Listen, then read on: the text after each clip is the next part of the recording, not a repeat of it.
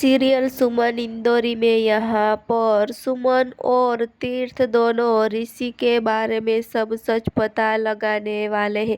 लेकिन तीर्थ को सब सच पता चल गया है कि सुमन के भाई ऋषि ने किसने मारा था। जी हाँ दोस्तों, यहाँ पर तो तीर्थ देविका को ऐसी धमकी देने वाला है कि सुमन को तुम घर से बाहर निकालने के लिए कोशिश भी मत करना। लेकिन दोस्तों यहाँ पर तो देविका भी हार नहीं मानने वाली और देविका भी कहने वाली है कि मेरे साथ बहुत सारा सबूत है और मैं सुमन को दिखाने वाली हूँ चंद्रकांत की सारी हकीकत। जी हाँ दोस्तों, लेकिन यहाँ पर ऐसा होने वाला नहीं, क्योंकि यहाँ पर तो सुमन के भाई ऋषि ने देविका को मारा था और देविका की सारी असली हकीकत अखिल और तीर्थ के सामने आ जाने वाली है। जी हाँ, फिर ऐसा होने वाला है कि तीर्थ देविका को बहुत इमोशनल करने वाला है। जी हाँ, फिलहाल लिए बस इतना सा दोस्तों।